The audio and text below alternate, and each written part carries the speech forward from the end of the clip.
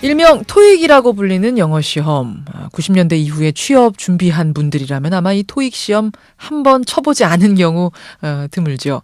이미 취업 준비생들의 필수 스펙이 됐는데요. 그런데 시민단체들이 이 토익 시험의 주관사인 YBM 한국토익위원회를 상대로 지금 집단 소송을 준비하고 있답니다. 도대체 무슨 일일까요? 소송을 준비하고 있는 청년세대 노동조합이죠. 청년유니온의 김민수 기획팀장 연결을 해보겠습니다. 팀장님 안녕하세요. 네, 안녕하세요. 토익 지금 한 해에 몇 명이나 응시를 합니까? 지금 토익은 연간 200만 명이 넘게 응시하고 있습니다. 연간 200만 명. 왜 대표적인 토플이라는 시험도 있잖아요. 예, 그렇습니다. 그건 어느 정도 되죠?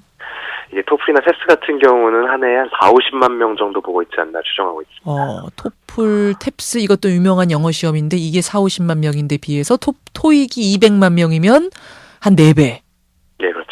비교하자면 정말 토익이 국민 영어 시험이라고 할 만하네요. 그렇게 볼 수 있겠습니다. 그런데 한국토익위원회를 상대로 소송을 한다. 무슨 일입니까? 여기 아까도 말씀해 주셨지만 이게 토익은 영어 능력 평가 시험에 있어서 고유명사 같은 존재인데요. 근데 이제 이 토익 시험을 운영하는 YBM 측이 토익이 가진 어떤 그 지위를 남용해서 응시료를 과도하게 인상하고 또 부당한 환불 규정을 설정하는 등의 방법으로 소비자에게 불합리한 부담을 좀 안기고 있습니다. 응시료를 과다하게 책정해놓고 소비자에게는 불리한 환불 규정도 만들어놨다.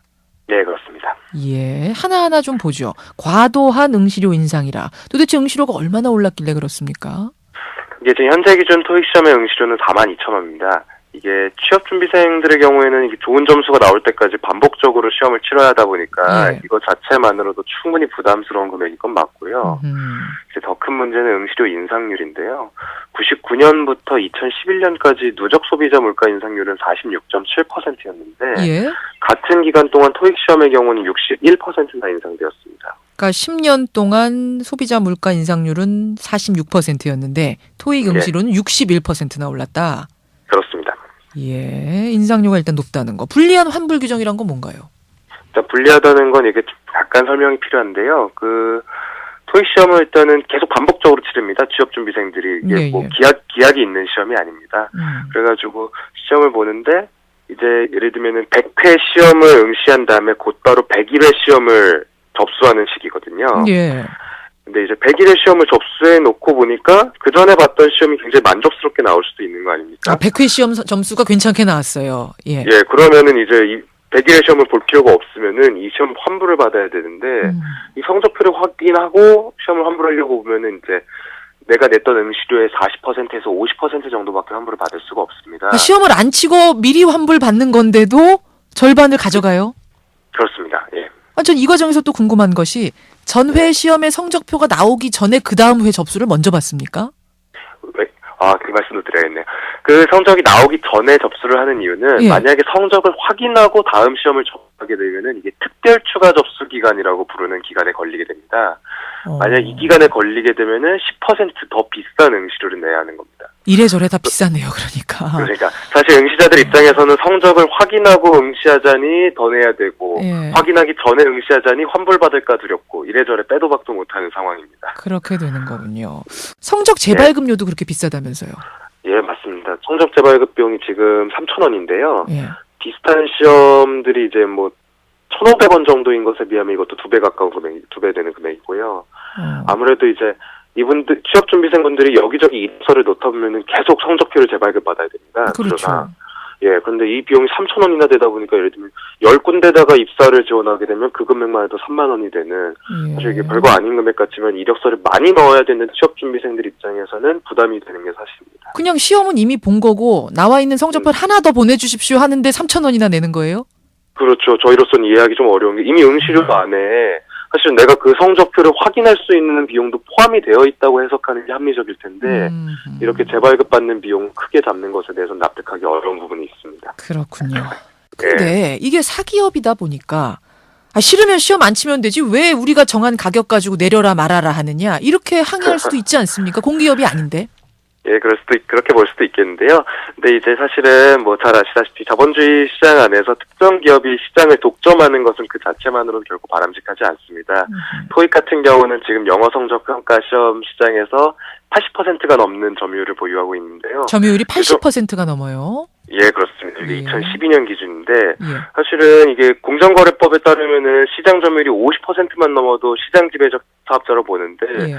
토익 시험의 경우는 80%에 달하니까 요건 사실상 거의 독점 기업이라고 볼 수가 있습니다. 아하. 독점적 지위를 가진 기업이 예. 예, 부당하게 자신의 어떤 지위를 남용해서 수익률을 극대화하거나 아니면은 소비자에게 불합리한 피해를 입히게 되는 것을 철저하게 규제하고 있거든요. 사기업이라고 하더라도 규제를 받는군요. 그 정도 독점적 그렇습니다. 지위면. 예, 맞습니다. 아, 그렇게 되는군요. 그 YBM이 이렇게 해서 한 해 벌어들이는 수입은 어느 정도로 추정하세요? 일단은 정확히 2012년 토익 응시자 수가 219만 명인데요. 예. 이때 당시 응시료 42,000원으로 단순 계산을 해보아도 이게 매출액이 920억에 달합니다. 한 해 매출에 920억. 그런데 여기서 YBM 측에서 운영하는 학원 수입이라든지 교재 판매 비용 이런 것들을 고려하면 아마 1,000억대가 넘어가는 천문학적인 수입이 나오지 않을까 싶습니다. 예. 근데 YBM 측에서 이렇게 얘기할 수 있잖아요. 시험 이거 개발해가지고 우리가 시험지 만들고 또 뭐 장소 잡아가지고 저 시험 감독도 파견하고 이러는데 돈 든다. 네. 그렇죠. 원가가 전혀 없다 그러면은 말이 안 되겠죠. 하지만 이게 문제는 YBM 측에서 시험을 직접 개발한다고 볼 수는 없습니다. 그 토익 시험에 대한 개런티를 가지고 있는 것은 미국의 ETS라는 회사입니다. 예. YBM 측은 사실은 이 ETS에서 그 개런티 비용을 지불하고 시험을 가져와서 한국에서 주관하는 것들이 있고요. 그다음에 이제 뭐 인쇄 비용, 뭐 고사장 대여 비용, 뭐 감독 비용 이런 얘기를 하겠지만 사실은 이런 비용 같은 경우는 기업이 당연히 부담해야 될 원가 개념인 거고 또 응시자 숫자가 늘어나면 이런 비용들은 좀 절감되는 구조를 가지고 있거든요. 이런 시험 같은 경우는. 청년들이 입사 전까지 평균 몇 번 정도나 토익 시험 치르나요? 저희가 취업을 앞둔 구직자 50명을 대상으로 이력서를 분석한 적이 있습니다. 예. 이 이력서를 분석해봤더니 이분들이 취업하기 전까지 토익을 평균적으로 한 9번 정도 치른 것으로 확인했습니다. 9번 정도. 4, 9, 36. 단순하게 계산해도 아까 4만 얼마라고 하셨죠? 42,000원. 42,000원. 그러니까 37만 원 정도 되는 거네요. 그 정도 됩니다. 이게 취업 준비하는 분들한테는 얼마나 부담이 될까요?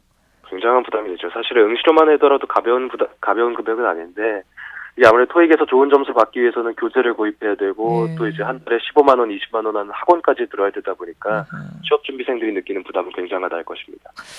앞으로 소송은 어떻게 진행할 생각이세요? 일단은 사실은 뭐 이게 워낙 좀 뜨겁다 못해 폭발적인 반응인데요. 일단은 소송은 저희가 아직 본격적으로 모으는 단계는 아니라 10인 정도가 구성되어 있는데 예. 저희 청년유니온뿐만 아니라 이제 참여연대, 민주사회를 위한 변호사 모임에서도 적극적으로 이 사업을 추진하고 있다 보니까 빠르게 새로운 소식 전해드릴 수 있을 것 같습니다. 이 소송에서 이기면 어떻게 되는 겁니까? 집단 소송에서 만약 승소하게 되면은 그동안 피해를 입었던 취업준비생들이 그동안 그 피해를 본 액수에 대해서 YBM 측에서 이제 환불받게 될 수도 있고요. 피해본 액수에 대한 환불 조치가 가능하군요. 돌려받을 수 있는 거군요. 이 소송 어떻게 진행이 되는지 관심 가지고 지켜보겠습니다. 고맙습니다. 감사합니다. 청년 유니온의 김민수 기획팀장이었습니다.